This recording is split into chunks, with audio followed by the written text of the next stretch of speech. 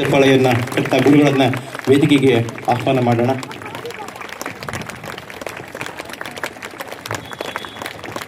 ಜ್ಞಾನಾಂಜನಶಲಾಕಯ ಚಕ್ಷುರ್ಗುನ್ಮೀಲಿತಂ ಯೇನ ತಸ್ಮೈ ಶ್ರೀ ಗುರವೇ ನಮಃ. ಅಖಂಡಮಂಡಲಾಕಾರಂ ವ್ಯಾಪ್ತಂ ಯೇನ ಚರಾಚರಂ ದರ್ಶಿತಂ ಯೇನ ತಸ್ಮೈ ಶ್ರೀ ಗುರವೇ ನಮಃ.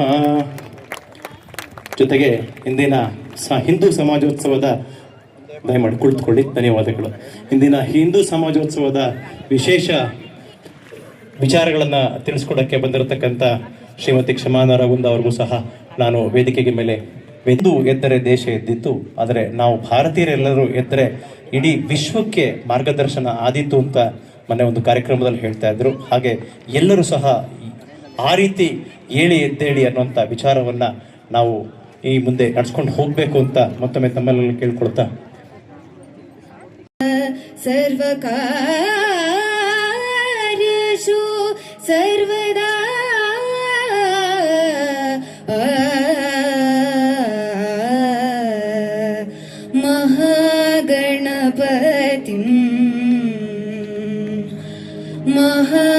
ಮಹಾಗಣಪತಿಂ ಮನಸಾ ಸ್ಮರಾಮಿ ಮಹಾಗಣಪತಿಂ ಮನಸಾ ಸ್ಮರಾಮಿ ಮಹಾಗಣಪತಿಂ ಮನಸಾ ಸ್ಮರಾಮಿ ಮಹಾಗಣಪತಿಂ ಮನಸಾ ಸ್ಮರಾಮಿ ವಸಿಷ್ಠವಾಮದೇವಾತ್ ವಂದಿತ ಮಹಾಗಣಪತಿಂ ಮನಸಾ ಸ್ಮರಾಮಿ ವಸಿಷ್ಠವಾಮದೇವ ಮಹಾಗಣಪತಿಂ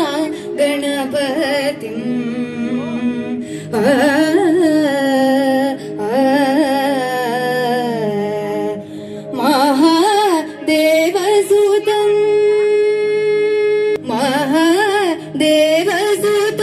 ಗುರುಗುಹನುತಂ ಮಹಾದೇವಸುತಂ ಗುರುಗುಹನುತಂ ಮಹಾದೇವಸುತಂ ಗುರುಗುಹನುತಂ ಮಹಾದೇವಸುತಂ ಗುರುಗುಹನುತಂ ಮಾರಕೋಟಿ ಪ್ರಕಾಶಂ ಶಾಂತಂ ಮಾರಕೋಟಿ ಪ್ರಕಾಶಂ ಶಾಂತಂ ಮಹಾಕಾವ್ಯ ನಾಟಕಾದಿ ಪ್ರಿಯಂ ಮಹಾಕಾವ್ಯ ನಾಟಕಾದಿ ಪ್ರಿಯ. ಈ ವಿಚಾರ ಮತ್ತೆ ಹಿಂದೂ ಸಮಾಜ ನಡ್ಕೊಂಡು ಬಂದಿರತಕ್ಕಂಥ ರೀತಿ ಮತ್ತೆ ಈ ಕಾರ್ಯಕ್ರಮ ಆಯೋಜನೆ ಮಾಡ್ತಾ ಇರತಕ್ಕಂಥ ಉದ್ದೇಶ ಏನು ಅನ್ನೋದ್ರ ಬಗ್ಗೆ ವಿಶೇಷವಾಗಿ ತಿಳಿಸ್ಕೊಡೋಕ್ಕೆ ನಮ್ಮಲ್ಲಿ ಇಂದಿನ ದಿಕ್ಸೂಚಿ ಭಾಷಣವನ್ನು ಶ್ರೀಮತಿ ಕ್ಷಮಾ ನರಗುಂದ ಅವರು, ನ್ಯಾಯವಾದಿಗಳು, ಅವ್ರ ಬಗ್ಗೆ ಅವರ ಪ್ರೊಫೈಲ್ ಪ್ರಾಯಶಃ ನಾನು ಹೇಳಿದ್ರೆ ಅವ್ರು ಮಾತಾಡೋದಕ್ಕಿಂತ ಜಾಸ್ತಿ ಇರ್ಬೋದು, ಅಷ್ಟು ಚೆನ್ನಾಗಿದೆ ಅವ್ರ ಪ್ರೊಫೈಲು. ಮತ್ತೆ ನಾನು ಅವ್ರ ಪ್ರೊಫೈಲನ್ನು ನಿಮಗೆ ಪರಿಚಯ ಮಾಡಿಕೊಡ್ತೀನಿ. ಈಗ ಶ್ರೀಮತಿ ಕ್ಷಮಾ ನರಗುಂದ ಅವರು ನ್ಯಾಯವಾದಿಗಳು. ಇಂದಿನ ವಿಶೇಷ ಹಿಂದೂ ಸಮಾಜೋತ್ಸವವನ್ನು ನಾವು ಯಾಕೆ ಮಾಡ್ತಾ ಇದ್ದೀವಿ, ಅದರ ವಿಶೇಷ ಏನು ಅದನ್ನು ನಮಗೆ ತಿಳಿಸ್ಕೊಡ್ತಾರೆ. ಮೊದಲು ಸ್ವಾಮಿಗಳನ್ನ ನಾವು ಪ್ರಾರ್ಥನೆ ಮಾಡಿದ್ವಿ, ಆಶೀರ್ವಚನ ಅಂತ. ಸ್ವಾಮಿಗಳು ಹೇಳಿದ್ರು, ಇಂದಿನ ಆಕೆಯ ಮಾತನ್ನ ಕೇಳಕ್ಕೆ ನಾನು ಉತ್ಸುಕನಾಗಿದ್ದೇನೆ, ಫಸ್ಟ್ ಆಕೆ ಮಾತಾಡಲಿ ಅಂತ ಹೇಳಿದ್ರು. ಸೊ ಅದು ಯಾವಾಗಲೂ ಅಷ್ಟೇ, ಸರ್ಕಾರದವರು 1 ಕೋಟಿ ಕೊಟ್ಟಾಗ್ಲೂ ನನಗೆ ಬೇಡ ಅಂತ ಹೇಳಿದಂಥವ್ರು ಸ್ವಾಮೀಜಿಯವರು. ಸೊ ಹಾಗಾಗಿ ಅವ್ರದ್ದು ಆ ಥರ ಇರುತ್ತೆ. ಆದರೆ ಅದಕ್ಕಿಂತ ಮುಂಚೆ ಅವರಿಬ್ಬರ ಪರಿಚಯವನ್ನು ನಾನು ಬಹಳ ಸೂಕ್ಷ್ಮವಾಗಿ ಪರಿಚಯವನ್ನು ಮಾಡಿದ್ದೀನಿ. ವಿಶೇಷವಾಗಿ ಅವರ ಪರಿಚಯವನ್ನು, ಇಂದಿನ ಕಾರ್ಯಕ್ರಮದ ಪರಿಚಯವನ್ನು ಮತ್ತು ಸ್ವಾಗತವನ್ನು ಮಾಡಬೇಕು ಅಂತ ಶ್ರೀಯುತ ಬಸವರಾಜ್ ಅವರಲ್ಲಿ ನಾನು ಕೇಳ್ಕೊಳ್ತಾ ಇದ್ದೀನಿ.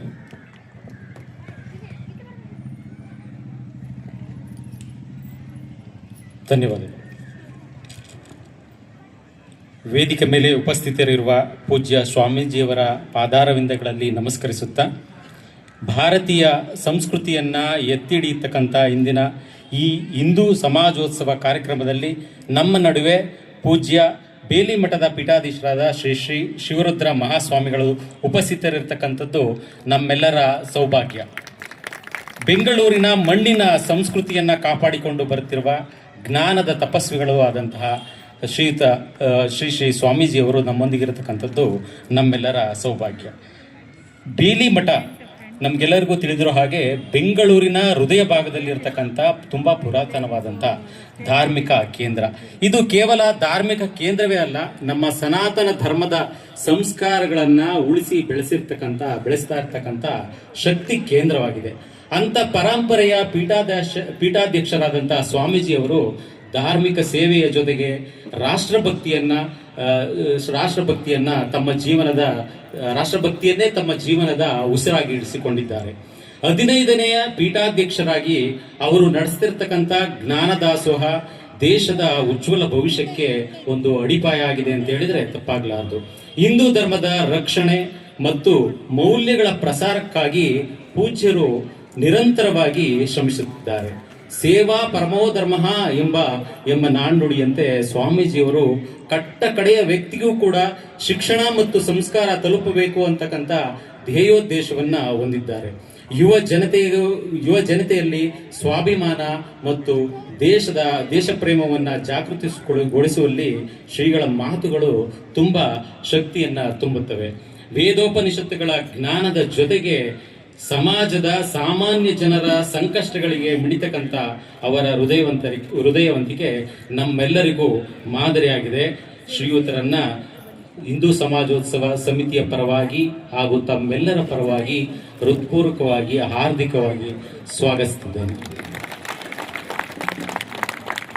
ಹಾಗೆಯೇ ನಮ್ಮೆಲ್ಲರ ನಡುವೆ ಶ್ರೀಮತಿ ಕ್ಷಮಾ ನರಗುಂದ್ ಅವರು, ಖ್ಯಾತ ಹೈಕೋರ್ಟ್ ಹಿರಿಯ ವಕೀಲರು, ರಾಷ್ಟ್ರ ಸೇವಿಕಾ ಸಮಿತಿಯ ಸದಸ್ಯರು, ದಿಶಾ ಭಾರತ್ ಮತ್ತು ವಿಶ್ವ ಸಂವಾದ ಕೇಂದ್ರದ ಟ್ರಸ್ಟಿಗಳು ಆಗಿದ್ದಾರೆ. ಶ್ರೀಮತಿಯವರು ರಾಜಾಜಿನಗರದ ನಿವಾಸಿಗಳು. ನರಗುಂದ್ ಅಸೋಸಿಯೇಟ್ಸ್ ಅಂತಕ್ಕಂಥ ಲಾ ಫರ್ಮ್ ಅನ್ನ ನಡೆಸ್ತಾ ಇದ್ದಾರೆ. ಶ್ರೀಮತಿಯವರು ಪ್ರಾಜೆಕ್ಟ್ ದಿಶಾ ಇತ್ಯಾದಿ ಮಹಿಳಾ ಮತ್ತು ಮಕ್ಕಳ ಕಲ್ಯಾಣಕ್ಕೋಸ್ಕರ, ನ್ಯಾಯಕ್ಕೋಸ್ಕರ ಹೋರಾಟ ಮಾಡ್ತಕ್ಕಂಥ ಹೋರಾಟಗಾರ್ತಿಯರು. ಅವರು ನಮ್ಮೆಲ್ಲರ ನಡುವೆ ಇದ್ದಾರೆ.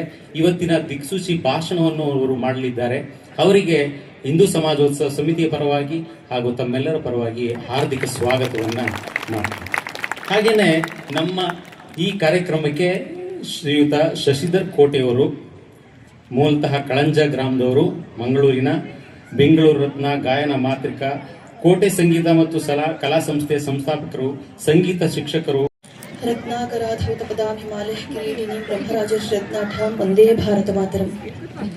ವೇದಿಕೆಯ ಮೇಲೆ ಉಪಸ್ಥಿತರಿರುವ ಶ್ರೀ ಬೇಲಿಮಠದ ಸ್ವಾಮಿಗಳಿಗೆ ನನ್ನ ನಮಸ್ಕಾರಗಳನ್ನು ತಿಳಿಸುತ್ತಾ, ಅವರ ಅಪ್ಪಣೆಯನ್ನ ಕೇಳುತ್ತಾ, ವೇದಿಕೆಯ ಮುಂಭಾಗದಲ್ಲಿ ಉಪಸ್ಥಿತರಿರುವ ಎಲ್ಲ ಹಿರಿಯರಿಗೂ ನನ್ನ ನಮಸ್ಕಾರಗಳನ್ನು ತಿಳಿಸುತ್ತಾ,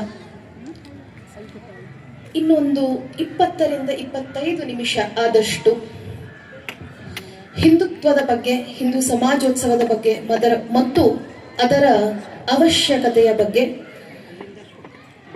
ಮತ್ತು ಹಿಂದೂ ಸಮಾಜವನ್ನ ಕಟ್ಟಲಿಕ್ಕೆ ಬೇಕಾಗಿರುವಂತಹ ಅಥವಾ ನಾವು 5 ಬಿಂದುಗಳನ್ನ ಯಾವುದು ನಮ್ಮ ಜೀವನ ಶೈಲಿಯಲ್ಲಿ ಜೋಡಿಸ್ಕೊಂಡ್ರೆ ಉಪಯೋಗ ಆಗಬಹುದು ಅನ್ನೋದರ ಬಗ್ಗೆ ಚಿಂತನೆಯನ್ನ ಮಾಡೋಣ.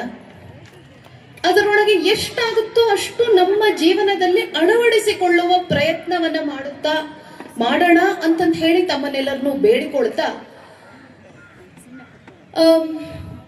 ಹಿಂದೂ ಅನ್ನುವ ಪದವನ್ನ ನಾವು ಇತ್ತೀಚಿನ ದಿನಗಳಲ್ಲಿ ಬಳಕೆಯನ್ನ ನೋಡಿದಾಗ ಒಂದು ಪಂಗಡ ಅನ್ನುವ ರೀತಿಯಲ್ಲಿ ವಿಚಾರ ಮಾಡ್ತಾ ಇದ್ದೀವಿ. ಆದರೆ ನಮ್ಮಲ್ಲಿ ಹಿಂದೂ ಅನ್ನೋದು ಯಾವುದೇ ಒಂದು ಮತಕ್ಕೆ ಸೇರಿರುವಂತಹದ್ದು ಅಂತ ಅಲ್ಲ. ಹಿಂದೂಸ್ಥಾನದಲ್ಲಿ ಇದ್ದವರು ಎಲ್ಲರೂ ಹಿಂದೂ. ಸಿಂಧೂ ನದಿ ತಟದಿಂದ ಆ ಸಿಂಧೂ ಪದವನ್ನ ಅಪಭ್ರಂಶ ಮಾಡುತ್ತಾ ಬೇರೆ ಬೇರೆ ಕಾಲಘಟ್ಟದಲ್ಲಿ ಅದು ಬೇರೆ ಬೇರೆ ರೀತಿಯಲ್ಲಿ ಆಗ್ತಾ ಹಿಂದೂ ಅನ್ನುವ ಪದಕ್ಕೆ ಬಂದಿರುವಂಥದ್ದು. ಇದರ ಉಲ್ಲೇಖವನ್ನ ನಾವು ಪರದೇಶದಿಂದ ಬಂದಿರುವಂತಹ ಅನೇಕ ಟ್ರಾವೆಲರ್ಸ್ ಅಥವಾ ನಮ್ಮ ದೇಶವನ್ನು ನೋಡ್ಕೊಂಡು ಹೋಗ್ಲಿಕ್ಕೆ ಅಂತಂದು ಹೇಳಿ ಬಂದಿರುವಂತಹ ಯಾರ್ಯಾರು ಪ್ರಯಾಣಿಕರು ಅಂತಂದು ಹೇಳಿ ಇರ್ತಿದ್ರಲ್ಲ, ಅವರ ಪುಸ್ತಕಗಳಲ್ಲಿಯೂ ಕೂಡ ನಾವು ಹಿಂದೂ ಪದದ ಉಲ್ಲೇಖವನ್ನು ನೋಡಬಹುದು. ಹೀಗಾಗಿ ನಮ್ಮ ದೇಶದಲ್ಲಿ ಇರುವವರು ಎಲ್ಲರೂ ಹಿಂದೂ ಅನ್ನುವ ಭಾವವನ್ನ ನಾವು ಮೊದಲನೇದಾಗಿ ತಗೊಳ್ಬೇಕಾಗ್ತದೆ.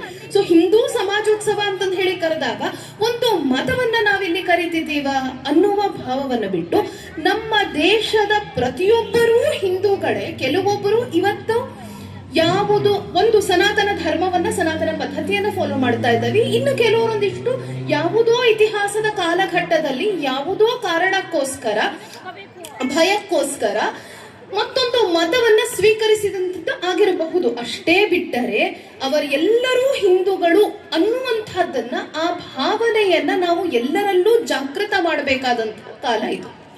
ಹೀಗಾಗಿ ವಿಶೇಷವಾಗಿ ನಾವಿದನ್ನ ಹಿಂದೂ ಸಮಾಜೋತ್ಸವ ಅಂತ ಕರೆಯುವುದರ ಅರ್ಥ ಏನು ಅಂತಂದರೆ, ಇಡೀ ಸಮಾಜ, ರಾಷ್ಟ್ರೀಯ ಸ್ವಯಂ ಸೇವಕ ಸಂಘ 100 ವರ್ಷಕ್ಕೆ ತನ್ನ ಪ್ರಯಾಣವನ್ನ ತಗೊಂಡು ಬಂದಾಗ ಅದಕ್ಕೆ ಅನಿಸಿದ್ದು ಏನು, ಸಂಘಕ್ಕೆ ಅನಿಸಿದ್ದೇನು, ಪ್ರತಿಯೊಂದು ಸಮಾಜ, ಈಗ ನನ್ನ ಸುತ್ತಮುತ್ತಲಿನವರು ಒಂದು ದೊಡ್ಡ ಕಾರ್ಯಕ್ರಮವನ್ನು ಆಯೋಜನೆ ಮಾಡುವಂಥದ್ದು ಸ್ವಯಂ ಸೇವಕ ಸಂಘಕ್ಕೆ ದೊಡ್ಡ ವಿಷಯ ಅಲ್ಲ, ಅದರಲ್ಲಿ ಅಷ್ಟು ಶಕ್ತಿ ಇದೆ.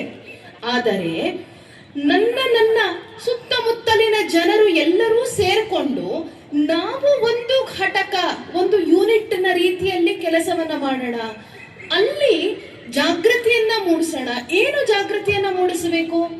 ಹಿಂದೂ ಯಾರು ಅನ್ನುವ ಜಾಗೃತಿಯನ್ನ ಮೂಡಿಸೋಣ.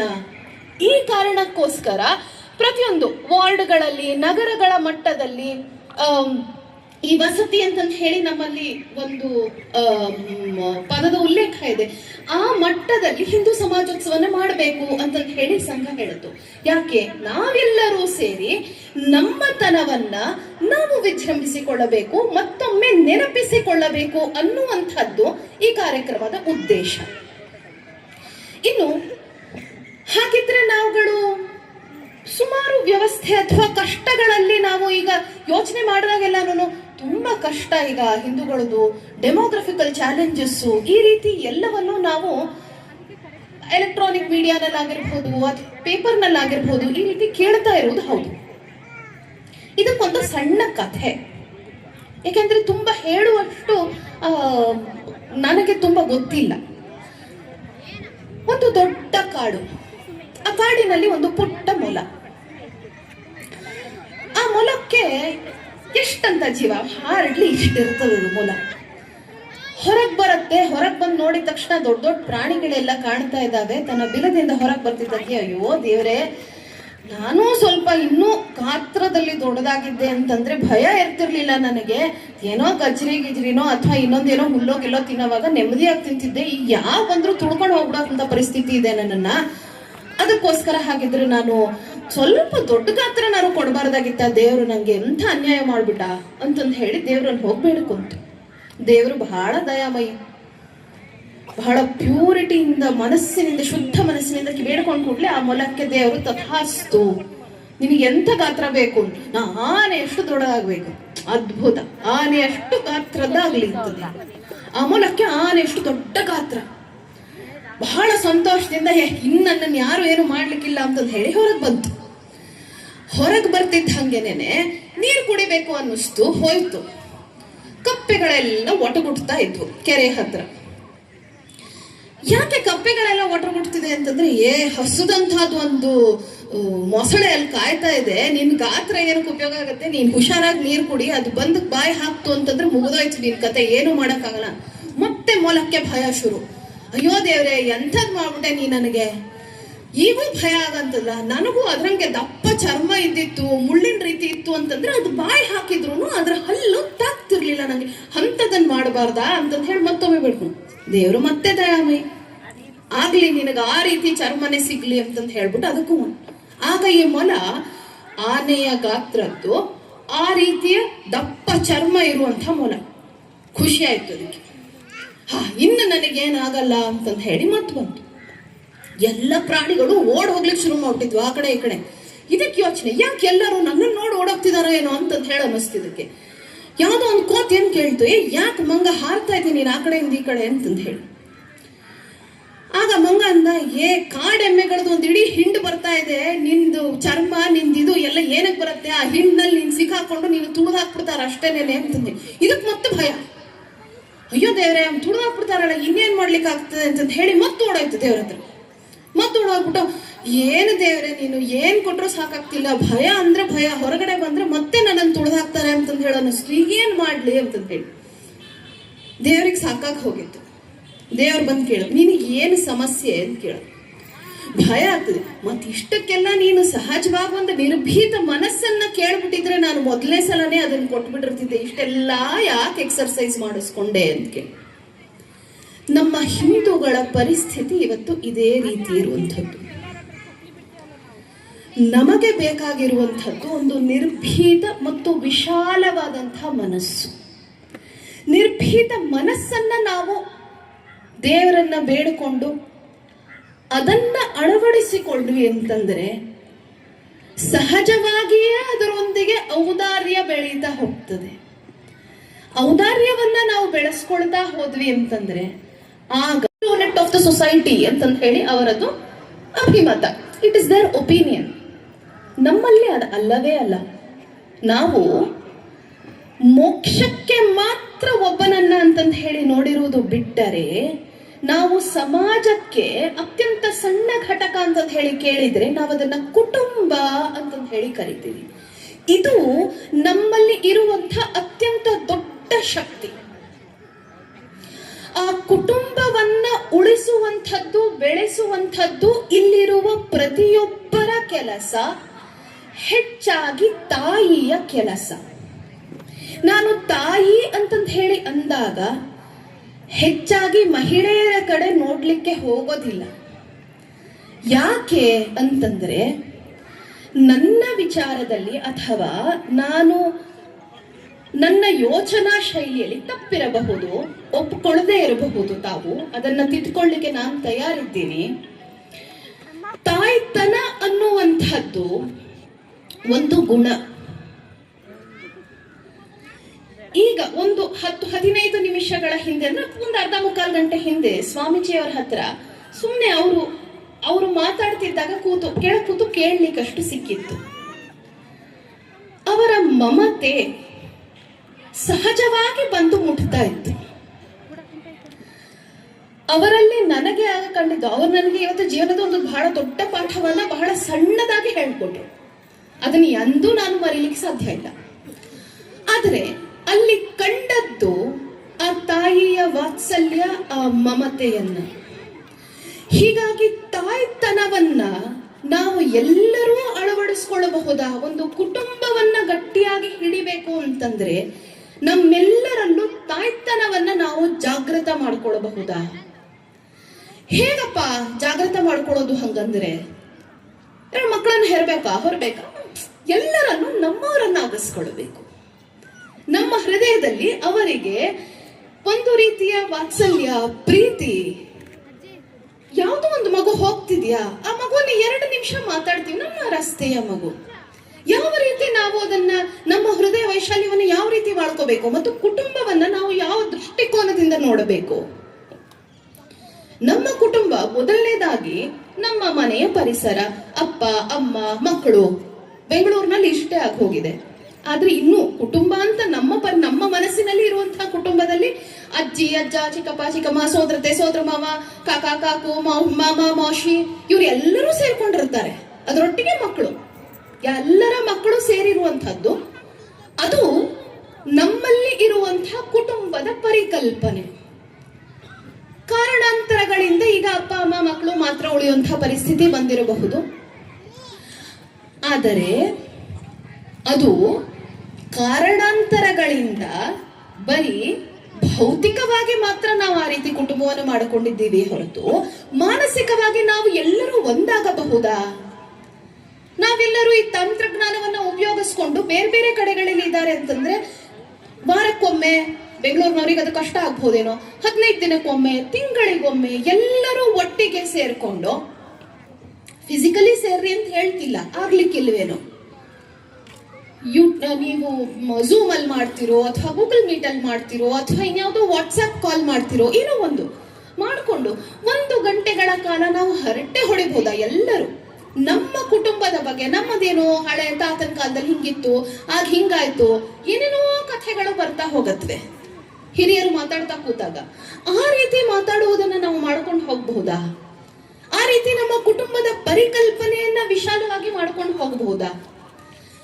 ನಂತರ ಈ ರೀತಿಯ ವಿಶಾಲತೆ ಬಂದಾಗ ಮುಂದೆ ನನ್ನ ಅಕ್ಕಪಕ್ಕ ಮನೆಯವರು ನನ್ನದೇ ಕುಟುಂಬ, ನನ್ನ ರಸ್ತೆ ನನ್ನದೇ ಕುಟುಂಬ, ನಾನು ಇದ್ದಂತ ಆ ಬ್ಲಾಕ್ ಅದು ನನ್ನದೇ ಕುಟುಂಬ, ನನ್ನ ಊರು ಊರು ನನ್ನದೇ ಕುಟುಂಬ, ನನ್ನ ರಾಜ್ಯ ನನ್ನ ಕುಟುಂಬ, ನನ್ನ ದೇಶ ನನ್ನ ಕುಟುಂಬ, ನನ್ನ ವಿಶ್ವ ನನ್ನ ಕುಟುಂಬ ಅಂತಂತ ಹೇಳಿ ನಾವು ಆ ರೀತಿ ನಮ್ಮ ಹೃದಯ ವೈಶಾಲ್ಯತೆಯನ್ನ ಹಂತ ಹಂತವಾಗಿ ದೊಡ್ಡದಾಗಿ ಮಾಡ್ಕೊಂಡು ಹೋಗ್ಲಿಕ್ಕೆ ಆಗಬಹುದಾ? ಈ ಪ್ರಶ್ನೆಗಳನ್ನ ಯಾಕೆ ನಾವು ಇದನ್ನ ಮಾಡಬೇಕಾಗಿದೆ ಅಂತಂದ್ರೆ, ವಿಶ್ವದ ಇಂದಿನ ಪರಿಸ್ಥಿತಿಗೆ ಒಂದೇ ಉತ್ತರ, ಅದು ಭಾರತದಿಂದ ಮಾತ್ರ ಬರ್ಲಿಕ್ಕೆ ಸಾಧ್ಯ ಮತ್ತು ಅದು ಭಾರತೀಯ ಜ್ಞಾನ ಪರಂಪರೆಯಿಂದ ಮಾತ್ರ ಬರ್ಲಿಕ್ಕೆ ಸಾಧ್ಯ. ಆ ಪರಂಪರೆಯನ್ನ, ಆ ಜ್ಞಾನವನ್ನ ನಾವು ನಮ್ಮ ದಿನನಿತ್ಯದಲ್ಲಿ ಅಳವಡಿಸ್ಕೊಂಡು ಹೋಗ್ಲಿಲ್ಲ ಅಂತಂದ್ರೆ we will be too late. ತುಂಬಾ ಹಿಂದುಳಿಬೇಕಾಗತ್ತೆ ಮತ್ತು ನಾವು ನಮ್ಮ ಕರ್ತವ್ಯವನ್ನ ಮಾಡದೇ ಇರುವ ಕಾರಣಕ್ಕೋಸ್ಕರ ಇಡೀ ವಿಶ್ವ ಅದನ್ನ ಅನುಭವಿಸಬೇಕಾಗತ್ತೆ. We are responsible for the world. ಇದನ್ನ ನಾವು ಮಾಡಬೇಕಾಗಿರುವಂಥದ್ದು ಬರೀ ನಮಗೋಸ್ಕರ ಮಾತ್ರ ಅಲ್ಲ, ಇಡೀ ವಿಶ್ವಕ್ಕೋಸ್ಕರ ಅಂತ ಹೇಳಿ ಮಾಡಬೇಕಾಗಿರುವಂಥದ್ದು. ಈ ತರದ ಹೃದಯ ವೈಶಾಲ್ಯತೆಯನ್ನ ನಾವು ಬೆಳೆಸ್ಕೊಳ್ಬಹುದಾ? ನಾವು ಕುಟುಂಬವನ್ನ ಯಾವಾಗಲೂ ಯಾಕೆ ಕೇಳ್ತೀವಿ ಅಂತಂದ್ರೆ, ಅದರಿಂದ ನಮಗೊಂದು ಭಾವಬಂಧ ಬೆಳೆಯತ್ತೆ. ನಮ್ಮ ಭಾವನೆಗಳನ್ನ ನಾವು ಸಹಜವಾಗಿ ಎಲ್ಲ ಅವರಿಗೆ ಮುಂದೆ ಹೇಳ್ಕೊಂಡ್ ಬಿಡ್ಬೋದು, ಸಹಜವಾಗಿ ನಾವು ಹೇಳ್ಕೋಬಹುದು.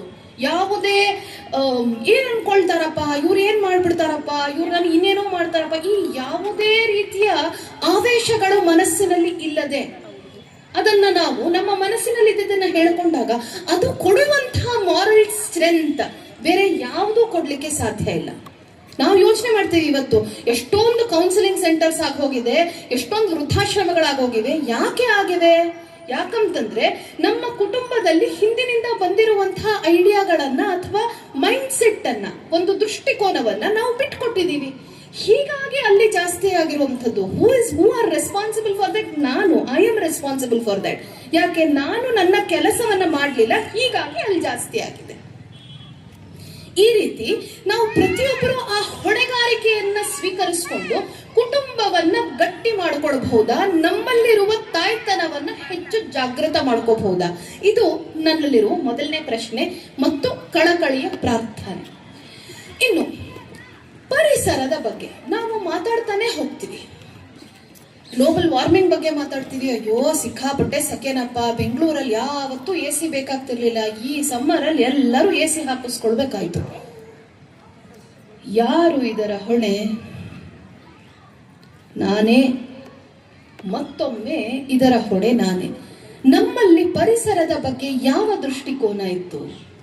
ವೇದಗಳಲ್ಲಿಂದ ಹಿಡ್ಕೊಂಡು ನಮ್ಮಲ್ಲಿ ಈ ಭೂಮಿಯನ್ನ ಎರವಲು ತಗೊಂಡಿದ್ದೀವಿ. ನಾವಿದನ್ನ ವಿ ಆರ್ ಓನ್ಲಿ ಟ್ರಸ್ಟೀಸ್. ಇದನ್ನ ನನಗೆ ಉಪಯೋಗಿಸ್ಲಿಕ್ಕೆ ಅಂತಂದು ಹೇಳಿ ಕೊಟ್ಟಿಲ್ಲ, ನಾನಿದನ್ನ ನೋಡ್ಕೊಳ್ಳಿಕ್ಕೆ ಅಂತ ಕೊಟ್ಟಿರುವಂಥದ್ದು. ಮಹಾಭಾರತದಲ್ಲಿ ಭೀಷ್ಮ ಯುಧಿಷ್ಠಿರನಿಗೆ ಹೇಳ್ತಾನಂತೆ, ಅಂದ್ರೆ ನಾನು ರಾಜ್ಯವನ್ನ ಹೇಗೆ ಆಡಳಿತ ಮಾಡಬೇಕು ಅಂತಂದಾಗ ಭೀಷ್ಮ ಹೇಳುವಂಥದ್ದು ಏನು? ಭೂಮಿ ಎಲ್ಲರಿಗಿಂತ ಹೆಚ್ಚು ವರವನ್ನ ಕೊಡ್ತಾಳೆ, ಆಕೆಯ ಪೋಷಣೆಯನ್ನ ಆಕೆಯನ್ನ ನೋಡ್ಕೊಳ್ಬೇಕಾಗಿರುವಂತಹದ್ದು ನಮ್ಮ ಕರ್ತವ್ಯ. ಯಾವುದೇ ಕಾರಣಕ್ಕೂ ಆಕೆಯನ್ನು ಉಪಯೋಗಿಸಿಕೊಳ್ಳಬೇಡ ಅಂತ ನಾವಿವತ್ತು ಮಾಡ್ತಾ ಇರುವಂಥದ್ದು. ಭೂಮಿಗೆ ಉಪಯೋಗವನ್ನ ಮಾಡ್ತಾ ಇದ್ದೀವಿ ಹೊರತು ಭೂಮಿಯ ಪೋಷಣೆಯ ಬಗ್ಗೆ ಯೋಚನೆ ಮಾಡ್ತಾ ಇದ್ದೀವ? ನಾವು ಇದನ್ನ ಏನು ಖೇತಿ ಬಾಡಿಯನ್ನು ಮಾಡಿದಾಗ ಅಂದ್ರೆ ನಾವು ಸಾಮಾನನ್ನ ಬಿಡಬೇಕು, ಆಯ್ತು, ಇದು ದೇಶದ ಆರ್ಥಿಕ ಸ್ಥಿತಿಗೆ ಆಯ್ತು. ನಮ್ಮ ಸ್ವದೇಶಿ ಚಿಂತನೆ ಅಂದಾಗ ನಾವು ಮಾಡುವ ಪ್ರತಿಯೊಂದು ಕೆಲಸದಲ್ಲಿಯೂ ಕೂಡ ನನ್ನ ದೇಶಕ್ಕೆ ಇದರಿಂದ ಒಳ್ಳೆಯದಾಗ್ತಿದೆಯಾ ಅನ್ನುವಂಥ ಚಿಂತನೆಯನ್ನೂ ನಾವು ಮಾಡುತ್ತಾ ನಮ್ಮ ಕೆಲಸಗಳನ್ನ ಮಾಡಬಹುದಾ? ನಾನಿವತ್ತು ಒಂದೇನೋ ಮಾಡ್ತೀನಪ್ಪ, ಯಾವುದೋ ಒಂದು ಉತ್ಪನ್ನ ಶುರು ಮಾಡ್ತೀನಿ, ಇದರಿಂದ ನನ್ನ ದೇಶಕ್ಕೆ ಒಳ್ಳೇದಾಗಬೇಕು ಅನ್ನುವಂಥ ಹಾಗೆ ಆ ಪ್ರತಿಯೊಂದಕ್ಕೂ ಇಂಡಿಯಾ ಫಸ್ಟ್, ಭಾರತ್ ಫಸ್ಟ್ ಅನ್ನುವಂಥ ಮೈಂಡ್ ಸೆಟ್ ಅನ್ನ ದೃಷ್ಟಿಕೋನದಿಂದ ನಾನು ಕೆಲಸವನ್ನ ಮಾಡಬಹುದಾ? ಅದರ ಒಂದು ಅಂಗ ನಮ್ಮ ದೇಶದಲ್ಲಿ ಆಗುವ ಉತ್ಪನ್ನಗಳನ್ನು ನಾನು ಉಪಯೋಗಿಸ್ಕೊಳ್ತೇನೆ. ಹಾಗಾದ್ರೆ ನಾವು ವಿದೇಶಿ ಉತ್ಪನ್ನಗಳನ್ನು ಉಪಯೋಗಿಸಲೇಬೇಡಿ ಅದನ್ನು ಹೇಳಲ್ಲ.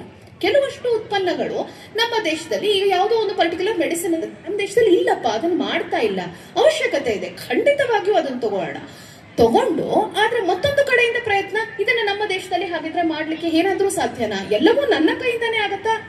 ಆಗಲ್ಲ. ಆದ್ರೆ ನಾನು ಅನ್ನೋದು ನನ್ನ ಇಡೀ ಸಮಾಜ, ನಾನು ಅನ್ನೋದು ನನ್ನ ಇಡೀ ದೇಶ. ನಾವು ಎಲ್ಲರೂ ಅದ್ರ ಬಗ್ಗೆ ಯೋಚನೆ ಮಾಡಿದ್ವಿ ಅಂತಂದ್ರೆ ಯಾರಿಗೋ ಒಬ್ಬರಿಗೆ ನಮ್ಮಲ್ಲೇ ಏನೋ ಒಂದು ಯೋಚನೆ ಬರುತ್ತೆ, ಅದನ್ನ ಮಾಡಬಹುದು ಅಂತಂದು ಹೇಳಿ. ಆ ರೀತಿ ಆ ಚಿಂತನೆಯ ಬಗ್ಗೆ ನಾವು ನಮ್ಮಲ್ಲಿ ಅಳವಡಿಸ್ಕೊಳ್ಬಹುದಾ? ಇದು ಒಂದು. ಇನ್ನೊಂದು, ನಮಗ್ ಗೊತ್ತಿರುವಂಥವ್ರೆ ಚಟ್ಟೆ ಪುಡಿಗಳನ್ನು ಮಾಡ್ತಿರ್ತಾರೆ, ಅಥವಾ ಇನ್ನೊಂದೇನೋ ಬುಟ್ಟಿಯನ್ನ ಇದನ್ನ ಹಾಕ್ತಿರ್ತಾರೆ, ಏನೋ ಬುಟ್ಟಿ ಹಾಕ್ತಿರ್ತಾರೆ, ಈಗಿನ ಕಾಲದೊಳಗೆ ಹಾಕ್ತಾರೇನೋ ಗೊತ್ತಿಲ್ಲ. ಆ ಬ್ಯಾಸ್ಕೆಟ್ಗಳನ್ನ ಹೆಣಿತಿದ್ರು, ಆ ಬ್ಯಾಸ್ಕೆಟ್ಗಳನ್ನ ಹೆಣಿತಿರ್ತಾರೆ. ನಾನು ಅವುಗಳನ್ನ ತಗೊಳ್ಬಹುದಾ? ಅವುಗಳನ್ನ ತಗೊಳ್ತಾ ಈ ಪ್ಲಾಸ್ಟಿಕ್ ಅನ್ನ ಉಪಯೋಗಿಸೋದು ನಿಲ್ಲಿಸಬಹುದಾ? ಇಲ್ಲಿಂದ ಸ್ವದೇಶಿ ಚಿಂತನೆ ಮತ್ತು ಪರಿಸರ ಸಂರಕ್ಷಣೆ ಈ ಎರಡು ಒಂದರೊಂದರ ಜೊತೆಗೆ ಜೋಡಣೆ ಆಗ್ತಾ ಇದೆ. ನನ್ನ ಕುಟುಂಬದವರಿಗೆಲ್ಲರಿಗೂ ಇದನ್ನ ಹೇಳಬಹುದಾ? ನನ್ನ ಕುಟುಂಬದಲ್ಲಿ ಎಲ್ಲರೂ ನಾವು ಇದನ್ನ ಮಾಡಬಹುದಾ? ಮತ್ತೆ ಬಂತು ಕುಟುಂಬ ಪ್ರಬೋಧನಕ್ಕೆ. ಈ 5 ವಿಚಾರಗಳು ದೇ ಆರ್ ಇಂಟರ್ ಕನೆಕ್ಟೆಡ್. ಯಾಕೆ ದೇ ಆರ್ ಇಂಟರ್ ಕನೆಕ್ಟೆಡ್? ಯಾಕಂತಂದ್ರೆ ನಮ್ಮ ದೇಶ ಆ ರೀತಿ ಬೆಸಗೊಂಡಿದೆ, ನಮ್ಮ ಚಿಂತನೆಗಳು ಆ ರೀತಿ ಬೆಸಗೊಂಡಿದೆ. That is our mind set. ನಾವು ಯಾವುದನ್ನು ವಾಟರ್ ಟೈಟ್ ಕಂಪಾರ್ಟ್ಮೆಂಟ್, ಇದು ಹೀಗೆ, ಇದು ಕಪ್ಪು, ಇದು ಬಿಳಿ, ಇದು ಕೆಂಪು, ಈ ರೀತಿ ಯೋಚನೆಯೇ ಮಾಡಿಲ್ಲ. ನಮಗದ್ರ ಬಗ್ಗೆ ಗೊತ್ತೇ ಇಲ್ಲ. ನಾವು ಯಾವಾಗ್ಲೂ ಒಂದು ಬಣ್ಣದ ಬಗ್ಗೆ ಹೇಳದೇ ಇಲ್ಲ. ನಾವು ಕೊಡ್ತಾನೂ ಅರ್ಶಿನ ಕುಂಕುಮ ಒಟ್ಟಿಗೆನೆ ಕೊಡ್ತೀವಿ. ಯಾಕಂದ್ರೆ ನಮ್ಮ ದೃಷ್ಟಿಕೋನವೇ ಆ ರೀತಿ. ಬಹುತ್ವವೇ ನಮ್ಮ ದೃಷ್ಟಿಕೋನ. Pluralism is our way of thinking. ಬಹುತ್ವವೇ ನಮ್ಮ ದೃಷ್ಟಿಕೋನ. ಈ ರೀತಿ ನಾವು ಹಾಕಿದ್ರೆ ಅಲ್ಲಿ ಬುಟ್ಟಿ ಆಗ್ತಿದೆ, ನಾವು ಅದನ್ನು ಉಪಯೋಗಿಸಬಹುದಾ? ಆ ಪ್ಲಾಸ್ಟಿಕ್ ಮನೆಗಳಲ್ಲಿ ನಾವು ಆ ಹಣ್ಣುಗಳನ್ನು ಇಟ್ಕೊಳ್ಳಿಕ್ಕೆ ಪ್ಲಾಸ್ಟಿಕ್ ಬುಟ್ಟಿ ಕೊಡ್ತೀವಿ, ಅಥವಾ ಯಾವುದೋ ಹಬ್ಬ ಹರಿದಿನ ಇವುಗಳಿಗೆ ಬಂದಾಗ ನಾವು ಪ್ಲಾಸ್ಟಿಕ್ ಬುಟ್ಟಿಗಳಲ್ಲಿ ಇದನ್ನ ಏನು ಅವರಿಗೆ ತಾಂಬೂಲವನ್ನು ಕೊಡ್ತೀವಿ. ಅದರ ಬದಲು ನಾವು ಬಿದಿರಿನ ಬುಟ್ಟಿ ತಗೊಂಡ್ ಬರ್ತೀವಪ್ಪ, ಬಿದಿರಿನ ಬುಟ್ಟಿಯಲ್ಲಿ ನಾವು ಕೊಡ್ತೀವಿ. ಮಣ್ಣಿನ ಪಾತ್ರೆಯನ್ನು ಉಪಯೋಗಿಸ್ತೀವಿ. ಬಿಸಿಲು ಸಿಕ್ಕಾಪಟ್ಟೆ ಆಗಿದೆ ರೀ, AC ಬೇಕಾಗುತ್ತೆ, ಅದೇ ರೀತಿ ಫ್ರಿಜ್ ನಲ್ಲಿ ನೀರು ಬೇಕಾಗುತ್ತೆ. ಫ್ರಿಜ್ ನೀರು ಕುಡಿಯಲ್ಲಪ್ಪ, ಹೋಗಿ ನಾವು ಒಂದು 4 ಮೊಳಕೆಗಳನ್ನು ತಗೊಂಡ್ ಬರ್ತೀವಿ. ಆ ಕುಂಬಾರನಿಗೆ ಸಹಾಯ ಆಗುತ್ತೆ. ಅದು ದೇಹಕ್ಕೂ ಒಳ್ಳೇದು, ಆರೋಗ್ಯಕ್ಕೂ ಒಳ್ಳೇದು, ಅವನಿಗೂ ಒಳ್ಳೇದು, ನಮಗೂ ಒಳ್ಳೇದು. ಆ ರೀತಿ ಮಾಡಬಹುದಾ? ನಮ್ಮ ಕುಟುಂಬದಲ್ಲಿ ನಾವು ಸ್ವದೇಶಿಯನ್ನ ಬಹಳ ಸಹಜವಾಗಿ ಹೇಳ್ಕೊಡ್ಬಹುದಾ? ನಾವು ಪ್ರಾಕ್ಟೀಸ್ ಮಾಡ್ಕೊಂಡು ಪ್ರೀಚ್ ಮಾಡ್ಕೊಂಡು ಆಗಲ್ಲ. ಇದು ಬರೀ ಪಾಠ ಮಾಡಿದ್ರಿಲ್ಲ ಆಗಲ್ಲ, ನಾವು ಮಾಡ್ತಾ ಹೋಗ್ಬೇಕು. ಅದನ್ನ ನೋಡ್ತಾ ನೋಡ್ತಾ ಮಕ್ಕಳು ಕಲ್ತಾ ಹೋಗ್ತಾರೆ. ಈ ರೀತಿ ಇದನ್ನ ನಾವು ಮಾಡಬಹುದು. ಇನ್ನು ಕೊನೆಯದಾಗಿ ನಾಗರಿಕ ಶಿಷ್ಟಾಚಾರ. ನಾಗರಿಕ ಶಿಷ್ಟಾಚಾರ ಅಂದ್ರೆ ಏನು ಅನ್ನೋದ್ರ ಬಗ್ಗೆ ಯೋಚನೆ ಮಾಡ್ತಾ ಇದ್ದಾಗ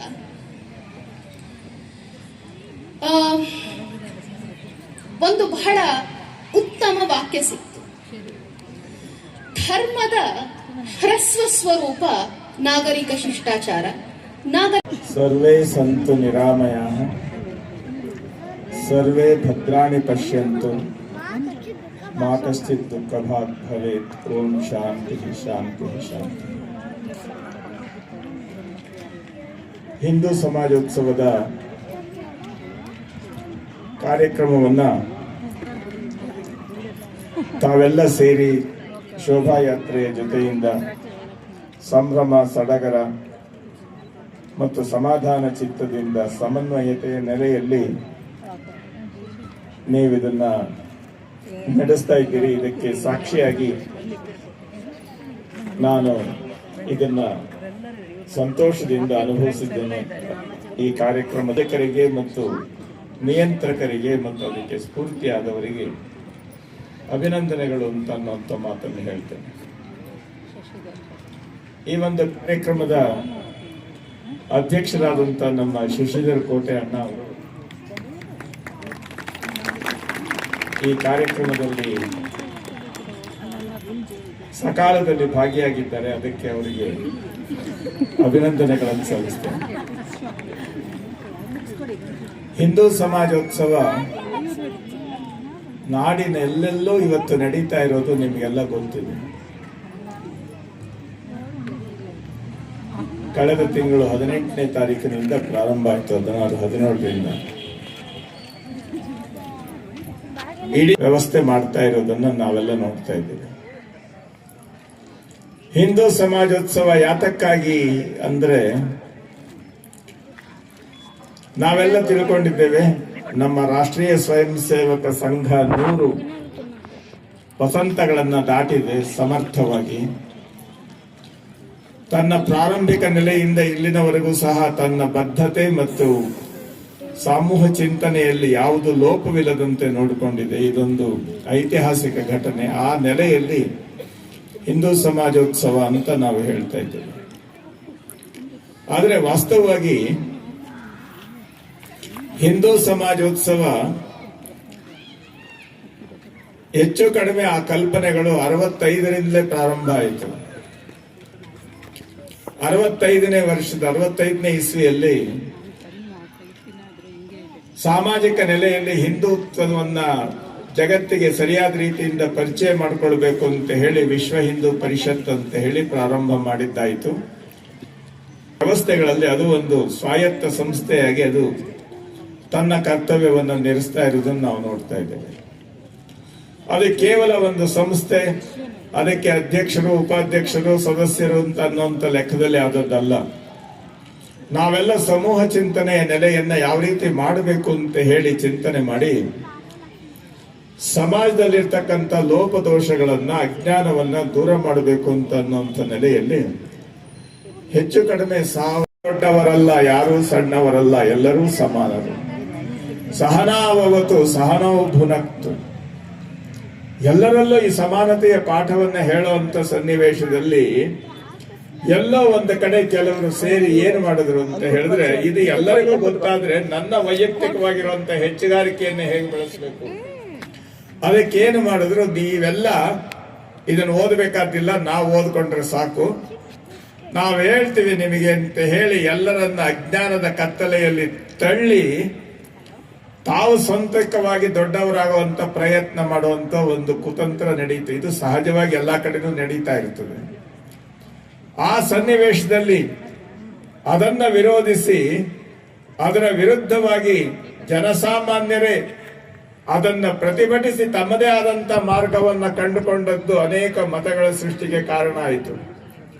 ಬುದ್ಧ ಎಲ್ಲ ಆಶ್ರಮಗಳಲ್ಲಿ ಎಲ್ಲ ಕಡೆ ಬಂದು ಈ ಸಮಾನತೆಯ ವ್ಯವಸ್ಥೆ ಕಾಣಲಿಲ್ಲ ಅಂದಾಗ ಅವನು ಸ್ವತಂತ್ರವಾಗಿ ನಿಂತ, ಅದು ಬೌದ್ಧ ಧರ್ಮ ಆಯಿತು, ಬೌದ್ಧ ಮತ ಆಯಿತು. ಹೀಗೆ ಪ್ರತಿಯೊಂದು ಆ ರೀತಿಯಾಗಿರುವಂತ ವ್ಯವಸ್ಥೆಗಳಲ್ಲಿ ಈ ಪ್ರತಿಭಟನೆಯನ್ನ ಮತ್ತು ಜನಜಾಗೃತಿಯನ್ನ ಉಂಟು ಮಾಡುವಂತ ಕೆಲಸ ಹಿಂದಿಂದಲೂ ಮಾಡ್ಕೊಂಡು ಬಂದಿದ್ದಾರೆ. ನಮ್ಮ ಕನಕದಾಸರು ಹೇಳಿದ್ರು, ಕುಲ ಕುಲ ಕುಲವೆಂದು ಬಡಿದಾಡದಿರಿ, ನಿಮ್ಮ ಕುಲದ ನೆಲೆಯನೇನಾದರೂ ಬಲ್ಲಿರ ಅಂತ ಕೇಳಿದ್ರು. ಆದಿಕವಿ ಪಂಪ ಹೇಳ್ದ, ಮಾನವ ಕುಲಂ ತಾನೊಂದೇ ವಲಂ ಅಂತ ಹೇಳ್ದ. ಎಲ್ಲರೂ ಸಮಾನದ ನೆಲೆಯನ್ನ ಹೇಳಿಕೊಂಡು ಬಂದ್ರು. ಯಾರೂ ಮೇಲಲ್ಲ, ಯಾರೂ ಕೀಳಲ್ಲ, ಎಲ್ಲರೂ ಸಮಾನರು. ನಮ್ಮ ನಮ್ಮ ಕಾರ್ಯ ಕರ್ತವ್ಯಗಳು ಪರಸ್ಪರ ಹೊಂದಾಣಿಕೆಯಿಂದ ಇರಬೇಕು. ಇದನ್ನ ಇಂದಿನ ಆಧುನಿಕ ಸಮಾಜದಲ್ಲಿ ಬೆಳೆಸಬೇಕು ಅಂತ ಅನ್ನುವಂತ ಉದ್ದೇಶ ಇಟ್ಟುಕೊಂಡು ವಿಶ್ವ ಹಿಂದೂ ಪರಿಷತ್ ಹಿಂದೂ ಸಮಾವೇಶಗಳನ್ನು ಶುರು ಮಾಡಿದಾಗ ಹಿಂದೂ ಸಮಾಜೋತ್ಸವದ ಮೂಲ ಉದ್ದೇಶ ಏನಾಯಿತು ಅಂತ ಹೇಳಿದ್ರೆ, ಸಮಾಜದಲ್ಲಿ 4 ಅಂಶಗಳನ್ನ ಗಮನದಲ್ಲಿ ಇಟ್ಕೊಂಡು ಹೋಗಬೇಕು. ಹಿಂದವಹ ಸೋದರ ಸರ್ವೆ, ಇದು ನಮ್ಮ ಪೇಜಾವರ ಶ್ರೀಗಳು ಆ ಕಾರ್ಯಕ್ರಮಗಳಲ್ಲಿ ಕೊಟ್ಟಂತ ಘೋಷಣೆಗಳಿವು. ಹಿಂದವಹ ಸೋದರ ಸರ್ವೆ, ಹಿಂದೂಗಳೆಲ್ಲರೂ ಸೋದರರು. ನ ಹಿಂದೂ ಪತಿತೋ ಭವೇತ್, ಹಿಂದೂ ಯಾವತ್ತೂ ಪತಿತ ಅಲ್ಲ, ಅಸ್ಪೃಶ್ಯ ಅಲ್ಲ. ಮಮ ದೀಕ್ಷಾ ಹಿಂದೂ ರಕ್ಷಾ, ನಾವೆಲ್ಲರೂ ಹಿಂದುತ್ವದ ಆ ಮೂಲ ನೆಲೆಯನ್ನ ರಕ್ಷಣೆ ಮಾಡಬೇಕು. ಮಮ ಮಂತ್ರ ಸಮಾನತ, ಆ ನೆಲೆಯನ್ನ ಇಟ್ಟುಕೊಂಡು 83, 80, 81, 82 ಈ ವರ್ಷಗಳಲ್ಲಿ ಪ್ರತಿಯೊಂದು ಸ್ಲಮ್ಗಳಲ್ಲಿ ಉಪೇಕ್ಷಿತ ಜನರು ವಾಸ ಮಾಡ್ತಕ್ಕಂಥ SC ST ಕಾಲೋನಿಗಳಲ್ಲಿ ಸಂಪೂರ್ಣವಾಗಿ ನಾವೆಲ್ಲ ಪಾದಯಾತ್ರೆ ಮಾಡಿದ್ವಿ. ಎಲ್ಲರಿಗೂ ಮನಸ್ಸಿನಲ್ಲಿ ಏನು ಬಂತು ಅಂತಂದ್ರೆ, ನಾವು ದೇವಾಲಯಕ್ಕೆ ಹೋಗಲಿಕ್ಕೆ ಅವಕಾಶ ಕೊಡದೇ ಇದ್ದ ಸನ್ನಿವೇಶದಲ್ಲಿ ದೇವರೇ ನಮ್ಮ ಮನೆ ಬಾಗಿಲಿಗೆ ಬಂದರು ಅಂತ ಅನ್ನುವಂಥ ರೀತಿಯಿಂದ ಜನರಲ್ಲಿ ಪರಿವರ್ತನೆ ಆಗ್ಲಿಕ್ಕೆ ಶುರುವಾಯಿತು. ಈ ಕಾರ್ಯಕ್ರಮದ ವ್ಯವಸ್ಥೆಯನ್ನ ರಾಷ್ಟ್ರದಾದ್ಯಂತ, ವಿಶ್ವದಾದ್ಯಂತ ಸಮರ್ಥವಾಗಿ ರೂಪಿಸಬೇಕು ಅಂತ ಹೇಳಿದ್ರೆ ನಮ್ಮದೇ ಆದಂತ ಸಮಾನ ಚಿಂತಕರ ಒಂದು ಮಾರ್ಗದರ್ಶನ ಬೇಕು ಅಂತ ಹೇಳಿ 83ರಲ್ಲಿ ಗುಜರಾತ್ನಲ್ಲಿ ಆ ಕಾರ್ಯಕ್ರಮ ಒಂದು ಚಿಂತನೆ ಮಾಡಿ ನಮ್ಮ ರಾಷ್ಟ್ರದ ನಿರ್ಮಾಣದಲ್ಲಿ ರಾಷ್ಟ್ರವನ್ನು ಮುನ್ನಡೆಸಲು ಹೇಗೆ ಸಂಸತ್ತಿದೆ, ಅದೇ ರೀತಿಯಲ್ಲಿ ಸಮಾಜದಲ್ಲಿ ಮಾರ್ಗದರ್ಶನ ಮಾಡಲಿಕ್ಕೆ ಒಂದು ಧರ್ಮ ಸಂಸತ್ ಅಂತ ಇರಬೇಕು. ಅದರಲ್ಲಿ ಎಲ್ಲ ಧಾರ್ಮಿಕ ಗುರುಗಳು ಸಹ ಅದರಲ್ಲಿ ಇದ್ದು ಎಲ್ಲರೂ ಸಮಾನತೆಯ ನೆಲೆಯಲ್ಲಿ ಆಲೋಚನೆ ಮಾಡಿ ಅದನ್ನು ಜಾರಿಗೆ ತರಬೇಕು ಅಂತ ಒಂದು ಆಲೋಚನೆ ಮಾಡಿ ಮೊಟ್ಟ ಮೊದಲ ಬಾರಿಗೆ ದೆಹಲಿಯಲ್ಲಿ ಧರ್ಮ ಸಂಸತ್ ಅಧಿವೇಶನವನ್ನ 84ರಲ್ಲಿ ಪ್ರಾರಂಭ ಮಾಡಿತು. ಆ ಕಾರ್ಯಕ್ರಮದಲ್ಲಿ ಭಾರತದ ಎಲ್ಲ ಕಡೆಯಿಂದ ಇರ್ತಕ್ಕಂಥ ಎಲ್ಲ ಗುರುಗಳು, ಎಲ್ಲ ಸಂಪ್ರದಾಯದವರು ಎಲ್ಲರೂ ಸಹ ಒಟ್ಟಾಗಿ ಸೇರಿ ಚಿಂತನೆ ಮಾಡುವಂತ ಒಂದು ವ್ಯವಸ್ಥೆ ಪ್ರಾರಂಭ ಆಯಿತು. ಆ ಕಾರ್ಯಕ್ರಮ 3 ದಿವಸದಲ್ಲಿ ಸಮಾಜದಲ್ಲಿರ್ತಕ್ಕಂಥ ಅಂಕು ಡೊಂಕುಗಳನ್ನು ಹೇಗೆ ತಿದ್ದಬೇಕು ಅಂತ ಅನ್ನುವಂಥ ಯೋಜನೆಗಳನ್ನು ನಡೆದು 1.5 ದಿವಸದ ಕಾರ್ಯಕ್ರಮಗಳು ಮುಗಿಯೋದ್ರೊಳಗೆ ಒಬ್ಬ ಹಿರಿಯರು, ವಯಸ್ಸಾದವರು ಬಂದು ನಾನು ಮಾತನಾಡಬೇಕು ಅಂದ್ರು. ಮಾತಾಡಿ ಅಂತ ಅವಕಾಶ ಕೊಡ್ತು. ಅವರ ಹೆಸರು ದಾವು ದಯಾಲ್ ಖನ್ನಾ ಅಂತ. ಅವರು ಹಿರಿಯ ಸ್ವಾತಂತ್ರ್ಯ ಹೋರಾಟದಲ್ಲಿ ಭಾಗವಹಿಸಿದವರು. ಅವರು ನಮ್ಮ ಮೊಟ್ಟ ಮೊದಲ ಉತ್ತರ ಪ್ರದೇಶದ ಮಂತ್ರಿಮಂಡಲದಲ್ಲಿ ಪ್ರಮುಖ ಮಂತ್ರಿಗಳಾಗಿ ಕಾರ್ಯನಿರ್ವಹಿಸಿದವರು. ಅವರು ರಾಮ ಜನ್ಮಭೂಮಿಯ ನೆಲೆಯ ಅದರ ಅನಾಹುತವನ್ನ ನೋಡಿ ಅದನ್ನ ಉದ್ಧಾರ ಮಾಡಬೇಕು ಅನ್ನೋ ಕಾರಣಕ್ಕೋಸ್ಕರ ತಮ್ಮ ರಾಜಕೀಯ ಜೀವನಕ್ಕೆ ತಿಲಾಂಜಲಿ ಕೊಟ್ಟು ಅದರ ನಾಯಕತ್ವವನ್ನು ವಹಿಸಿಕೊಂಡರು. ಅವರು ಹೇಳಿದ್ರು, ರಾಮ ಜನ್ಮಭೂಮಿ ಹೋರಾಟ ಅದು ಕೇವಲ ಫೈಜಾಬಾದ್ ಜಿಲ್ಲೆಯಲ್ಲಿ ಅಷ್ಟೇ ಉಳ್ಕೊಂಡಿದೆ, ಯಾರು ಅದರ ಕಡೆ ಗಮನ ಹರಿಸ್ತಾ ಇಲ್ಲ. ಬಂದಾಗ ಅಯ್ಯೋ ಅಂದ್ಬಿಟ್ಟು ಹೋಗ್ತಾರೆ. ಇದನ್ನ ರಾಷ್ಟ್ರ ಮಟ್ಟದಲ್ಲಿ ಚಿಂತನೆ ಮಾಡಲಿಲ್ಲ ಅಂದ್ರೆ ಇದು ಶಾಶ್ವತವಾಗಿ ಬಗೆಹರಿಯೋದಿಲ್ಲ. ನೀವು ಧರ್ಮ ಸಂಸತ್ತಿನಲ್ಲಿ ಈ ವಿಚಾರವನ್ನ ಪ್ರಮುಖವಾಗಿ ಇಟ್ಟುಕೊಂಡು ತಾವು ನಮಗೆ ಮಾರ್ಗದರ್ಶನ ಮಾಡಬೇಕು. ನಂತರದ 1.5 ದಿನ ಇದರ ಬಗ್ಗೆ ಸಂಪೂರ್ಣವಾಗಿ ಚರ್ಚೆ ನಡೆದು ಅದಕ್ಕೆ ಒಂದು ಸ್ವಾಯತ್ತ ಸಂಸ್ಥೆಯನ್ನ ಮಾಡಬೇಕು ಅಂತ ತೀರ್ಮಾನ ಮಾಡಿ ವಿಶ್ವ ಹಿಂದೂ ಪರಿಷತ್ತು, ರಾಷ್ಟ್ರೀಯ ಸ್ವಯಂ ಸೇವಕ ಸಂಘ ಇದನ್ನ ನಡೆಸ್ತಾ ಇದೆ ಅಂತ ಬೇಡ, ಅದಕ್ಕೆ ಸ್ವಂತ ವ್ಯವಸ್ಥೆ ಇರಬೇಕು ಅಂತ ಹೇಳಿ ರಾಮ ಜನ್ಮಭೂಮಿ ಮುಕ್ತಿ ಯಜ್ಞ ಸಮಿತಿ ಅಂತ ಮಾಡಿದ್ದಾಯ್ತು. ಆ ಸಮಿತಿಯ ಅಧ್ಯಕ್ಷತೆಯನ್ನ ನಮ್ಮ ಗೋರಖ್ಪುರದ ಪೀಠಾಧೀಶರಾದಂಥ ನಮ್ಮ ಅಭೈದ್ಯನಾಥಜಿ ಅವರನ್ನ ಅದರ ಅಧ್ಯಕ್ಷರನ್ನಾಗಿ ಆಯ್ಕೆ ಮಾಡಲಾಯಿತು. ವಿಶ್ವ ಹಿಂದೂ ಪರಿಷತ್ತು ಮತ್ತು ರಾಷ್ಟ್ರೀಯ ಸ್ವಯಂ ಸೇವಕ ಸಂಘದ ಹಿರಿಯರು ಎಲ್ಲರೂ, ಗುರುಗಳು ಎಲ್ಲರೂ ಅದಕ್ಕೆ ಮಾರ್ಗದರ್ಶಕರಾಗಿ ಅದರ ಜೊತೆಯಲ್ಲಿ ಭಾಗವಹಿಸಿದರು. ಅದೇನಾಯಿತು ಅಂದ್ರೆ ಈ ಚಳವಳಿ ರಾಮ ಮಂದಿರದ ವ್ಯವಸ್ಥೆ ಅದು ಭಾರತಾದ್ಯಂತ ವ್ಯವಸ್ಥೆ ಆಯಿತು. ಅದಕ್ಕೆ ಸಂಬಂಧಪಟ್ಟ ಹಾಗೆ ಸೋಮನಾಥ ಮೊಟ್ಟ ಮೊದಲು ಪರಿವರ್ತನೆ ಆದ್ದರಿಂದ ಸೋಮನಾಥದಿಂದ ಅಯೋಧ್ಯೆಯವರೆಗೆ ಪಾದಯಾತ್ರೆ, ರಥಯಾತ್ರೆ ಶುರುವಾದವು. ಇವೆಲ್ಲ ನಿಮಗೆ ಹಳೆ ಚರಿತ್ರೆಗಳಲ್ಲಿ ಕಾಣ್ತವೆ. ಅದರ ಪರಿಣಾಮ ಏನಾಯಿತು ಅಂದ್ರೆ ನಮ್ಮ ಹೋರಾಟ ಸಮಾನತೆ ಮತ್ತು ನಮ್ಮಲ್ಲಿರ್ತಕ್ಕಂಥ ಅಂಕುಡೊಂಕುಗಳನ್ನು ತಿದ್ದುವ ಹೋರಾಟಕ್ಕಿಂತಲೂ ಅದು ಪ್ರಮುಖವಾಗಿ ಕಂಡ ಕಾರಣದಿಂದ ಇದು ಸ್ವಲ್ಪ ನೆನೆಗುದಿಗೆ ಬಿತ್ತು. ಇವತ್ತು ನಾವು ಅದನ್ನು ಸಾಧನೆ ಮಾಡಿದ್ದೇವೆ. ರಾಮ ಜನ್ಮಭೂಮಿಯಲ್ಲಿ ಶ್ರೀರಾಮಚಂದ್ರನ ಪ್ರತಿಷ್ಠೆಯಾಗಿದೆ. ಈಗ ಅದು ವಿಶ್ವಾದ್ಯಂತ ಪ್ರಮುಖ ಧರ್ಮ ಕೇಂದ್ರವಾಗಿ ಇಡೀ ವಿಶ್ವದ ಜನರನ್ನ ಸೆಳೆಯುವುದಿಲ್ಲ. ಇವನ್ನೆಲ್ಲ ನಾವು ಗಮನಿಸ್ಕೊಳ್ಬೇಕು. ವಾಸ್ತವವಾಗಿ ಹಿಂದೂ ಮುಸ್ಲಿಂ ಅಂತ ಅನ್ನೋಂಥ ಮಾತು ಇವತ್ತು ಬಂತಲ್ಲ, ಶಿಶುನಾಳ್ ಶರೀಫರ ವ್ಯವಸ್ಥೆಯಲ್ಲಿ ಯಾಕೆ ಬರಲಿಲ್ಲ? ಕಬೀರದಾಸರ ವ್ಯವಸ್ಥೆಯಲ್ಲಿ ಯಾಕೆ ಬರಲಿಲ್ಲ? ಏನು ಹೇಳಿದ್ರು ಕಬೀರದಾಸರು? ಉಂಚಾ ಭಯ ತೋ ಕ್ಯಾ ಭಯ ಜೈಸೆ ತಾಲ್ ಖಜೂರ್ ಪಥಿಕನಕೋ ಛಾಯಾ ನಹಿ ಫಲ ಲಾಗೆ ಅತಿ ದೂರ್. ಯಾರು ಬಹಳ ದೊಡ್ಡವರು ಅಂತ ಅನ್ನೋದು ಬೇಕಾಗಿಲ್ಲ, ಎಲ್ಲರೂ ಎಲ್ಲರಿಗೆ ನೋಡಿ. ಒಬ್ಬ ಮನುಷ್ಯ ಮಹಾರಾಜ ಮಹಾರಾಣಿ ಎಷ್ಟೇ ದೊಡ್ಡವರಾಗಿದ್ರು ಸಹ ಆ ಮಗುವನ್ನ ಮಾತಾಡಿಸ್ಬೇಕಾದ್ರೆ ತಲೆ ಬಗ್ಗಿಸಿ ಮಗುವಿನ ಮಟ್ಟಕ್ಕೆ ಬಂದು ಮಾತನಾಡ್ತಾರೆ.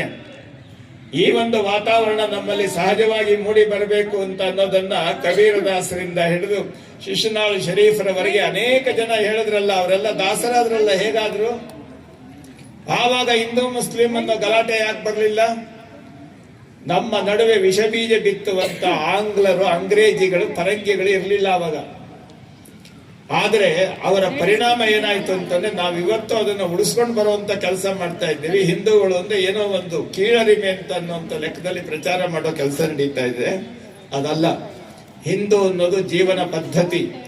ಹಿಂದೂ ಅನ್ನುವುದು ಎಲ್ಲರನ್ನೂ ಒಳಗೊಂಡು ಎಲ್ಲರಿಗೆ ಬೇಕಾಗಿ ಎಲ್ಲರೊಳಗೊಂದಾಗಿ ಎಲ್ಲರ ಬಾಳ ಬೆಳಕಾಗಿ ಬದುಕುವಂತಹ ಮಾನವೀಯ ಮೌಲ್ಯ ಇದೆಯಲ್ಲ, ಅದು ಹಿಂದೂ. ಇದನ್ನ ಒಂದು ಹೇಳ್ತೇನೆ, ಈ ಶತಮಾನದ ವ್ಯವಸ್ಥೆಯಲ್ಲಿಯೇ ಅಮೆರಿಕಾದ ಯುವಕರೆಲ್ಲರೂ ಸಹ ಮದ್ಯ ವ್ಯಸನಿಗಳಾಗಿ ಎಲ್ಲರೂ ದಾರಿ ತಪ್ಪಿ ಹಿಪ್ಪಿಗಳು ಅಂತ ಹೇಳಿ ಎಲ್ಲರಿಂದ ತಿರಸ್ಕೃತರಾಗಿ ಸಪರೇಟ್ ಆಗಿ ಬದುಕತಕ್ಕಂತ ಒಂದು ವಾತಾವರಣ ಸೃಷ್ಟಿಯಾಗಿತ್ತು. ಹಿಪ್ಪಿಗಳು ನೋಡಿ ನೀವು ನಿಮ್ಮ ಇದರಲ್ಲಿ. ಆದ್ರೆ ಆ ಸನ್ನಿವೇಶದಲ್ಲಿ ದೇವರ ಕೃಪೆಯಿಂದ ನಮ್ಮ ಸ್ವಾಮಿ ಪ್ರಭುಪಾದರು ಅಲ್ಲಿ ಧರ್ಮ ಪ್ರಸಾರಕ್ಕೆ ಅಂತ ಹೋಗಿ ಎಲ್ಲೂ ಇಳ್ಕೊಳ್ಳಿಕ್ಕೆ ಜಾಗ ಇಲ್ಲ ಅಂದಾಗ ಆ ತಿರಸ್ಕೃತ ಜನಗಳ ಗುಂಪಿನಲ್ಲಿ ಹೋಗಿ ಸೇರಿಕೊಂಡ್ರು. 1-2 ವರ್ಷದಲ್ಲಿ ಅವ್ರನ್ನೆಲ್ಲ ಆ ಚಟಗಳಿಂದ ಮುಕ್ತರನ್ನಾಗಿ ಮಾಡಿ ಅವರ ಕೈಯಲ್ಲಿ ತಾಳ ತಂಬೂರಿ ಕೊಟ್ಟು ಹರೇ ರಾಮ ಹರೇ ಕೃಷ್ಣ ಕೃಷ್ಣ ಕೃಷ್ಣ ಹರೇ ಹರೇ ಅಂತ ಮಾಡಿ ಕೃಷ್ಣ ಪ್ರಜ್ಞಾ ಸಂಸ್ಥೆಯನ್ನ ಪ್ರಾರಂಭ ಮಾಡಿದ್ರು, ಇಸ್ಕಾನ್. ಇವತ್ತು ಅಮೆರಿಕಾದಲ್ಲಿ ಪ್ರಮುಖವಾಗಿರ್ತಕ್ಕಂಥ ಒಂದು ಆತ್ಮವಿಶ್ವಾಸದ ಕೇಂದ್ರವಾಗಿ ಬಂದಿದೆ. ಅದರ ಮೂಲ ಯಾರು? ನಮ್ಮ ಸನಾತನ ಪರಂಪರೆಯ ಹಿರಿಯರು. ಅದೇ ರೀತಿಯಲ್ಲಿ ಸ್ವಾಮಿನಾರಾಯಣ ದೇವಸ್ಥಾನಗಳು ಇವತ್ತು ಅರಬ್ ದೇಶಗಳಲ್ಲೂ ಇವೆ, ಎಲ್ಲ ಕಡೆಯಲ್ಲಿಯೂ ಇದೆ. ಇವನ್ನೆಲ್ಲ ನಾವು ಗಮನಿಸಿದಾಗ ನಮ್ಮ ಭಾರತೀಯ ಪರಂಪರೆಯಲ್ಲಿರ್ತಕ್ಕಂಥ ಈ ಬೆಳಕಿದೆಯಲ್ಲ, ಯಾರ್ದಾದ್ರೂ ಮನಸ್ಸನ್ನ ಸೇರಿದ್ರೆ ಅವರನ್ನ ಸಂಪೂರ್ಣವಾಗಿ ಅರಿವಿನ ಜ್ಯೋತಿಯಲ್ಲಿ ಬೆಳಕು ಮಾಡಿಬಿಡುತ್ತೆ. ಆದ್ರೆ ನಾವೇನ್ ಮಾಡ್ತೀವಿ, ಇವರೆಲ್ಲ ಏನ್ ಮಾಡಿದ್ವಿ, ಇವರೆಲ್ಲ ಬೆಳಕಾಗ್ಬಿಟ್ರೆ ನಮಗತಿ ಏನು ಅಂತ ಹೇಳಿ ಅಪಪ್ರಚಾರ ಮತ್ತು ವ್ಯವಸ್ಥೆಗಳಿಂದ ಹಿಂದೂ ಸಮಾಜವನ್ನ ಸಂಪೂರ್ಣವಾಗಿ ಅದರ ವಿರುದ್ಧವಾಗಿ ಪ್ರಚಾರ ಮಾಡುವಂತ ವ್ಯವಸ್ಥೆಗಳು ಈ ಬುದ್ಧಿಜೀವಿಗಳು ಸುದ್ದಿಜೀವಿಗಳು ಮಾಡಿಕೊಂಡು ಈ ಕೆಲಸ ಮಾಡ್ತಾ ಇರುವಂತ ಲೆಕ್ಕದಲ್ಲಿ ಇಡೀ ಪ್ರಪಂಚ ನಡೀತಾ ಇದೆ. ನೋಡಿ, ಇವತ್ತು ಭಾರತ ಪ್ರಪಂಚದ 3ನೇ ಆರ್ಥಿಕ ಶಕ್ತಿಯಾಗಿರುವಂತ ನೆಲೆಯಲ್ಲಿ ಅದನ್ನ ಏನಾದ್ರೂ ಮಾಡಿ ಕಾಲೆಳಿಬೇಕು ಅಂತ ಹೇಳಿ ಬೇರೆ ರಾಷ್ಟ್ರಗಳು ಅದರ ವಿರುದ್ಧ ಕುತಂತ್ರಗಳು ಮಾಡುವ ಹಾಗೆ ಹಿಂದೂ ಸಮಾಜದ ಪ್ರಜ್ಞೆ ಎಲ್ಲಾ ಕಡೆಯೂ ಮುಡಿ ಬಂತು ಅಂತ ಹೇಳಿದ್ರೆ ಆವಾಗ ನಮ್ಮ ಗತಿ ಏನು ಅಂತ ಹೇಳಿ ಸ್ವಾರ್ಥಿಗಳು ಇದರ ವಿರುದ್ಧ ಅಪಪ್ರಚಾರ ಮಾಡುವಂತ ಕೆಲಸ ಮಾಡ್ತಾ ಇದ್ದಾರೆ. ಇದರಿಂದ ಹೊರಬರಬೇಕಾದ್ರೆ ಮೊದಲು ನಮ್ಮ ಮನವನ್ನ ತನುವನ್ನ ಶುದ್ಧಿ ಮಾಡಿಕೊಳ್ಬೇಕು. ಈ ಕೆಲಸ ಮಾಡಲಿಕ್ಕೆ ಆವತ್ತು ಪ್ರಾರಂಭ ಮಾಡಿದ್ದು ಪೂರ್ವಾರ್ಧದಲ್ಲಿ ನಿಂತಿದೆಯಲ್ಲ, ಅದನ್ನ ಮತ್ತೆ ಶತಮಾನೋತ್ಸವದ ನೆಲೆಯಲ್ಲಿ ಇದು ಪ್ರಾರಂಭವಾಗಬೇಕು ಅಂತ ಹೇಳಿ ಸಂಘದ ನೆಲೆಯಲ್ಲಿ ಎಲ್ಲ ಸಮಾನ ಚಿಂತಕರೆಲ್ಲರೂ ಸೇರಿ ಈ ವಿಚಾರವನ್ನ ಪ್ರಾರಂಭ ಮಾಡಿದ್ದಾರೆ. ಇದು ನಮಗೆ ಒಂದು ಸಂಕಲ್ಪ ಮಾಡಬೇಕು. ಸಂಘ 100 ವರ್ಷ ಮಾಡಿದೆ ಅಲ್ಲ, ಸಂಘ 110 ವರ್ಷದಲ್ಲಿ ನಾವು ನಮ್ಮ ಎಲ್ಲ ದೌರ್ಬಲ್ಯಗಳನ್ನ ಮೆಟ್ಟಿ ಮೇಲಕ್ಕೆ ಹತ್ತಬೇಕು. ಇಡೀ ಹಿಂದೂ ಸಮಾಜ ಪ್ರಪಂಚವನ್ನೆಲ್ಲ ಸಂಪೂರ್ಣವಾಗಿ ಒಂದು ಲೆಕ್ಕದಲ್ಲಿ ಅದು ಪರಿವರ್ತನೆ ಮಾಡಬೇಕು. ನೋಡಿ, ನಮ್ಮ ಋಷಿಗಳು ಅವತ್ತೇ ಹೇಳಿದ್ರು, ಕೃಣ್ವಂತ ವಿಶ್ವ ಮಾರ್ಯಂ ಅಂತ. ಎಲ್ಲರನ್ನು, ಇಡೀ ಪ್ರಪಂಚದ ಎಲ್ಲರನ್ನೂ ಸುಸಂಸ್ಕೃತರನ್ನಾಗಿ ಮಾಡಬೇಕು ಅಂತ ಹೇಳಿದ್ರು. ಇವತ್ತೇನ್ ನಡೀತಾ ಇದೆಯಲ್ಲ, ಈ ಪರಸ್ಪರ ಕಿತ್ತಾಟಗಳು, ಹೊಡೆದಾಟಗಳು, ಬೈಗಳುಗಳು ಪ್ರಪಂಚದಲ್ಲಿ ನೋಡ್ತಾ ಇದ್ದೀರಿ. ಯಾರೂ ನೆಟ್ಟಿಗಿಲ್ಲ. ಒಂದು ಮಾತು ಹೇಳ್ತಾರೆ, ಟಿವಿಜಿ ಅವರೊಂದು ಮಾತು ಹೇಳ್ತಾರೆ, ಹಳೆಯ ಭಕ್ತಿ ಶ್ರದ್ಧೆ ಅಳಿಸಿ ಹೋಗಿದೆ ಮಾಸಿ, ಸುಳಿದಿಲ್ಲವಾವ ಹೊಸ ಚಿಂತನೆಯ ಬೆಳಗು, ಪಳಗಿದ್ದ ಮನೆ ಬಿದ್ದ ಕುಂಟ ಕುರುಡರ ತೆರದಿ ತಳಮಳಿಸುತ್ತಿದೆ ಲೋಕ ಮಂಕುತಿಮ್ಮ ಅಂತ. ಇಂಥ ಲೆಕ್ಕದಲ್ಲಿ ನಾವು ಅದಕ್ಕೆ ಸನ್ಮಾರ್ಗವನ್ನು ತೋರಿಸಲಿಕ್ಕೆ ಒಂದೇ ಒಂದು ಶಕ್ತಿ ಇರೋದು ಪ್ರಪಂಚದಲ್ಲಿ, ಅದು ಭಾರತೀಯ ಸಂಸ್ಕೃತಿಯ ಸನಾತನ ಪರಂಪರೆ. ಅದನ್ನ ನಾವು ಹಿಂದವಹ ಸೋದರ ಸರ್ವೆ ಅನ್ನೋದ್ರ ಜೊತೆಯಲ್ಲಿ ನಾವು ಆಚರಣೆ ಮಾಡಿ ಜಗತ್ತಿನ ಎಲ್ಲರನ್ನೂ ನಮ್ಮ ಕಡೆ ಆಕರ್ಷಣೆ ಮಾಡಿಕೊಳ್ಳುವಂತ ಸನ್ನಿವೇಶ. ನೀವು ಅದನ್ನೇನಾದ್ರೂ ನೀವು ಆ ರೀತಿ ಮಾಡ್ತು ಅಂತ ಹೇಳಿದ್ರೆ ವಿಶ್ವದ ಜನ ಎಲ್ಲ ಕಡೆಯಿಂದಲೂ ಬರ್ತಾರೆ. ವಿವೇಕಾನಂದರು ಅವತ್ತು ಹಾಕಿದಂತ ಬೀಜ, ನಂತರ ಸ್ವಾಮಿ ವಿಶೇಷವಾಗಿ ಆ ಒಂದು ವ್ಯವಸ್ಥೆಯಲ್ಲಿ ನಡೆದಂತ ಒಂದು ವಿಶೇಷವಾದಂತ ನೆಲೆಗಳಿದೆಯಲ್ಲ, ಅವನ್ನೆಲ್ಲ ನಾವು ಗಮನಿಸ್ಕೊಂಡು ಹೋಗ್ಬೇಕು. ಅದರ ಪರಿಣಾಮ ಫಲ ಪ್ರಯೋಜನಗಳು ಇವತ್ತು ಇದೆ. ಅವನ್ನೆಲ್ಲ ನಾವು ಸರಿಯಾದ ರೀತಿಯಿಂದ ಜಾರಿ ಕೊಡಬೇಕು. ಅಲ್ಲಿ ಸ್ವಾರ್ಥ ಇಲ್ಲದೆ ನಿಸ್ವಾರ್ಥತೆಯಿಂದ ಬದುಕುವಂತ ವಾತಾವರಣ ಸೃಷ್ಟಿಯಾಗಬೇಕು. ಆ ಲೆಕ್ಕದಲ್ಲಿ ನಾವೆಲ್ಲರೂ ಅದರಲ್ಲಿ ಕೀರ್ತಿಶಾಲಿಗಳಾಗಬೇಕು ಮತ್ತು ಕಾರ್ಯಪ್ರವೃತ್ತರಾಗಬೇಕು. ಒಂದು ಮಾತು ಹೇಳ್ತೇನೆ, ಇದ್ಯಾರೋ ಗುರುಗಳು ಹೇಳ್ತಾರೆ ಸಂಘ ಮಾಡ್ತದೆ, ಅದು ಮಾಡ್ಕೊಂಡು ಹೋಗ್ತದೆ ಹಾಗೆ ಅಂದ್ಬಿಟ್ಟು ನಾವೆಲ್ಲ ಮಲಗುವಂಥದ್ದಲ್ಲ. ನಾವೆಲ್ಲರೂ ಇದರಲ್ಲಿ ಪಾಲುಗಾರರಾಗಬೇಕು. ನಾವೆಲ್ಲ ಇದರಲ್ಲಿ ಶಬ್ದಗದ್ದಲವಿಲ್ಲದೆ ಸಾಧನೆ ಮಾಡಬೇಕು. ವಿಸ್ಪರಿಂಗ್ ಕ್ಯಾಂಪೈನ್ ಅಂತ ಹೇಳ್ತಾರಲ್ಲ, ದೊಡ್ಡದಾಗಿ ಘೋಷಣೆ ಮಾಡೋದು, ಪೇಪರ್ನಲ್ಲಿ ಹೇಳಿಕೆ ಕೊಡೋದಲ್ಲ. ನಾವು ನಮ್ಮ ಮನೆಯಲ್ಲಿರ್ತಕ್ಕಂಥ ಜನಗಳು, ನಮ್ಮ ಪಕ್ಕದ ಮನೆಯವರು ಎಲ್ಲರೂ ಸೇರಿ ನಾವೆಲ್ಲರೂ ವಿಶ್ವಾಸದಲ್ಲಿ ಬದುಕಬೇಕು ಅಂತ ಅನ್ನುವಂಥ ವಾತಾವರಣವನ್ನ, ಸಹೃದಯದ ವಾತಾವರಣವನ್ನ ಸೃಷ್ಟಿ ಮಾಡಬೇಕು. ಆ ವಿಚಾರದಲ್ಲಿ ನಮ್ಮ ಕ್ಷಮಾ ತಾಯಿಯವರು ಬಹಳ ಅದ್ಭುತವಾದಂಥ ರೀತಿಯಲ್ಲಿ ಹೇಳಿದ್ದಾರೆ. ಅವರ ಪಾಠ ನಮಗೂ ಮಾರ್ಗದರ್ಶನ ಅಂತ ಅನ್ನುವಂಥ ಮಾತನ್ನು ಹೇಳ್ತೇನೆ. ಈ ಕಾರ್ಯಕ್ರಮ ಇಲ್ಲಿ ಯಶಸ್ವಿಯಾಗಿದೆ ಅಂತಲ್ಲ, ಇದು ಪ್ರಾರಂಭವಾಗಿದೆ ಅಂತ ನಾನು ಹೇಳೋದು. ನೀವೆಲ್ಲ ನಿಮ್ಮ ಮನಸ್ಸಿನಲ್ಲಿ ಈ ಸನ್ಮಾರ್ಗದ ನೆಲೆಯನ್ನ ಇಟ್ಟುಕೊಂಡು ನೀವೆಲ್ಲ ನಿಮ್ಮ ಮಕ್ಕಳಲ್ಲಿ, ನಿಮ್ಮ ಪಕ್ಕದ ಮನೆಯವರಲ್ಲಿ ಎಲ್ಲರಲ್ಲೂ ಆ ವಿಚಾರವನ್ನ ಬಿತ್ತುತ್ತಾ ಹೋದರೆ ಬಹಳ ಅದ್ಭುತವಾದ ಕೆಲಸ ಆಗ್ತದೆ. ಆ ಕೆಲಸವನ್ನ ನಾವು ನೀವೆಲ್ಲ ಸೇರಿ ಮಾಡೋಣ. ಮುಂದೆ ಇರತಕ್ಕಂಥ ಸಮಸ್ಯೆಗಳಿಗೆ, ಸವಾಲುಗಳಿಗೆ ನಾವು ಸ್ಪಷ್ಟವಾಗಿ ಅದಕ್ಕೆ ಉತ್ತರ ಸಮೇತವಾಗಿ ನಾವು ನಿಲ್ಲಬೇಕು ಅಂತ ಅನ್ನುವಂಥ ಮಾತನ್ನು ಹೇಳಿ, ನನ್ನ ಈ ಸನ್ನಿವೇಶದಲ್ಲಿ ತಮ್ಮ ಜೊತೆಯಲ್ಲಿ ಬಂದು ಕಾರ್ಯಕ್ರಮದಲ್ಲಿ ಭಾಗಿಯಾಗಲಿಕ್ಕೆ ಅವಕಾಶ ಮಾಡಿಕೊಟ್ಟಿದ್ದಕ್ಕಾಗಿ ನಿಮ್ಮೆಲ್ಲರಿಗೆ ಅಭಿನಂದನೆಗಳನ್ನ, ಭಗವಂತನ ಕೃಪೆ ಸದಾ ಇರಲಿ ಅಂತ ಹೇಳಿ ನನ್ನ ಮಾತನ್ನು ಮುಗಿಸ್ತೇನೆ. ನಿಮ್ಮೆಲ್ಲರ ಪರವಾಗಿ, ಹಿಂದೂ ಸಮಾಜೋತ್ಸವದ ಪರವಾಗಿ ಹೃತ್ಪೂರ್ವಕವಾದ ಅಭಿನಂದನೆಗಳು. ಯಾಕೆಂದ್ರೆ ಅವ್ರು ಇನ್ನ ಕೋಚ್ ಆಗಿ ಕೆಲಸ ಮಾಡ್ತಾ ಇರೋದು ಬಹಳ ಇದೆ, ಇನ್ನ ಮಾಡಬೇಕಾಗಿರೋದಿದೆ. ಇನ್ನ ಎಷ್ಟೋ ಜನ ಅವ್ರ ತರ ತಯಾರಿ ಮಾಡಿ ರಾಜ್ಯಕ್ಕೆ, ರಾಷ್ಟ್ರಕ್ಕೆ, ಅಂತಾರಾಷ್ಟ್ರೀಯ ಮಟ್ಟದಲ್ಲಿ ರೆಡಿ ಮಾಡುವಂತ ಕೆಲಸ ಅವ್ರದಿದೆ. ಸೊ ಅವರು ಈ ಇವರು ಏನ್ ಸಾಧನೆ ಮಾಡಿದ್ದಾರೆ ಅಂತಂದ್ರೆ ಪ್ರಾಯಶಃ ಅದಕ್ಕೆ ಬೇರೆ ಶಕ್ತಿನೇ ಬೇಕು. ಒಂದು ಏನಪ್ಪಾ ಅಂತಂದ್ರೆ ಎಲ್ಲ ಹಣ ಇದ್ದವರು ಆ ಕೆಲಸ ಮಾಡಕ್ಕಾಗಲ್ಲ, ಆದ್ರೆ ಸತತವಾಗಿ ದಶಕಗಳ ಕಾಲ ಎಲ್ಲರನ್ನ ಮೇಲ್ಮರಬತ್ತೂರು ದೇವಸ್ಥಾನಕ್ಕೆ ತಾನೇ ಪ್ರಾಯೋಜನೆ ಮಾಡಿ ಕರ್ಕೊಂಡೋಗಿ ಬರ್ತಾ ಇದೆ ಶಿವಮ್ಮನವರು, ನಮ್ಮ ಗೌಡನಪಳ್ಳಿನ ಶಿವಮ್ಮನವರು. ಆ ತಾಯಿಯನ್ನ ದರ್ಶನ ಮಾಡಕ್ಕೆ ಇವರು ಎಲ್ಲರನ್ನ ಕರ್ಕೊಂಡು ಹೋಗ್ತಾ ಇದ್ದಾರೆ. ಅದು ವಿಶೇಷ. ಅವರಿಗೆ ಮತ್ತೊಮ್ಮೆ ನಿಮ್ಮೆಲ್ಲರ ಪರವಾಗಿ ಹೃತ್ಪೂರ್ವಕವಾದ ಅಭಿನಂದನೆಗಳು. ಆ ಗ್ರಾನೀಸ್ ಕಿಚನ್ ನಲ್ಲಿ ಬಹಳಷ್ಟು ವಿಚಾರ ಹೇಳ್ತಾರೆ. ನಾವು ಎಷ್ಟೋ ಜನ ಡಾಕ್ಟರ್ಸ್ ಚಪ್ಪಾಳೆ ಸಾಲ್ತಾ ಇಲ್ಲಪ್ಪ, ಒಟ್ಟಿಗೆ ಎಲ್ಲರೂ ಜೋರಾಗಿ, ಇನ್ನೂ ಜೋರಾಗಿ. ಗ್ರಾನೀಸ್ ಕಿಚನ್ ಅಲ್ಲಿ ಅವರು ಬರೀ ಊಟ, ಅಡಿಗೆ, ತಿಂಡಿ ಇದ್ರ ಬಗ್ಗೆ ಮಾತಾಡಲ್ಲ. ಅವರು ಗರ್ಭಿಣಿ ಹೆಂಗಸರು ಗರ್ಭ ಆದಾಗ ಏನ್ ತಿನ್ಬೇಕು, ಆಮೇಲೆ ಏನ್ ತಿನ್ಬೇಕು, ಇದ್ರ ಬಗ್ಗೆ ಮಾಹಿತಿಯನ್ನ ಕೊಡ್ತಾರೆ. ಸಾಂಸ್ಕೃತಿಕವಾಗಿ ನಮ್ಮ ನೆಲೆ ಏನು, ನಮ್ಮ ಹಬ್ಬಗಳೇನು, ನಮ್ಮ ಅಡಿಗೆಗಳೇನು ಅಂತ ಜನಗಳಿಗೆ ತಿಳಿಸ್ಕೊಡ್ತಾರೆ. ವಿಶೇಷವಾದಂತ ಸಾಧಕಿ. ಅವರ ಕಿಚನ್ ಅನ್ನ ನೀವೆಲ್ಲ ನೋಡಿ ಯೂಟ್ಯೂಬ್ ಅಲ್ಲಿ ಅಂತ ಹೇಳ್ತಾ ಅವರಿಗೆ ಮತ್ತೊಮ್ಮೆ ಅಭಿನಂದನೆಗಳನ್ನ ಸಲ್ಲಿಸ್ತಾ ಇದ್ದೀನಿ.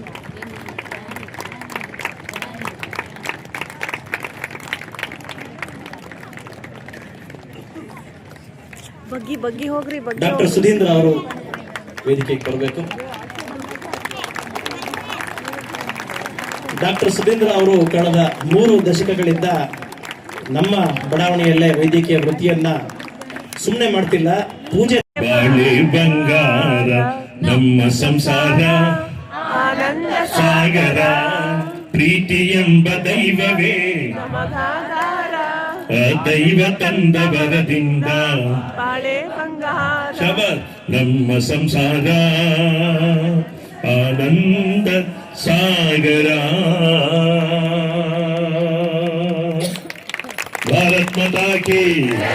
ಕನ್ನಡ ತಾಯಿ ಭುವನೇಶ್ವರಿಗೆ ಪರಮ ಪೂಜ್ಯ ಶ್ರೀಗಳ ಅಮೃತವಾಣಿಯಿಂದ ಧನ್ಯನಾಗಿದ್ದೇವೆ. ಕ್ಷಮಾಕ್ ಅವರ ಭಾಷಣದಿಂದ ಪುಳಕಿತರಾಗಿದ್ದೇವೆ. ಇಲ್ಲಿ ಬಂದಿರೋ ಎಲ್ಲ ನನ್ನ ಸೋದರ ಸೋದರಿಗೂ ಶುಭವಾಗಲಿ. ಜಾತಿ ಮತ ಎಲ್ಲವನ್ನು ಬಿಟ್ಟು ಎಲ್ಲ ಭೇದ ಮರೆತು ಬನ್ನಿರಿ ನಾವು ಸಮಾನ, ಹೀಗೆ ಪ್ರೀತಿಯಿಂದ ಸಾಗೋಣ. ಭಾರತ್ ಮಾತಾ ಕಿ ಜೈ. ಎಲ್ಲರಿಗೂ ನಮಸ್ಕಾರ. ಸಪ್ತ ಸ್ವರಗಳು, ಸಪ್ತ ಭಾಷೆಗಳು, ಅದ್ಭುತವಾದಂತ ಗಾಯಕರು.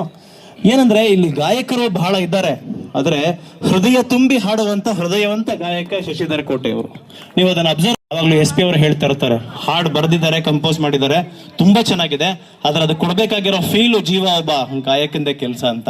ಸೊ ಆ ಫೀಲು, ಆ ಜೀವವನ್ನ ಅವರು ಕೊಡ್ತಾ ಬಂದಿದ್ದಾರೆ, ಸದಾ ಕಾಲ ಕೊಡ್ತಾ ಇದ್ದಾರೆ, ಇನ್ನ ಕೊಡ್ಲಿ. ಅವರು ಹೀಗೆ ನಮ್ಮ ಬಡಾವಣೆ ಎಲ್ಲ ಈ ವಿಶ್ವದಾದ್ಯಂತ ಹೀಗೆ ಇನ್ನ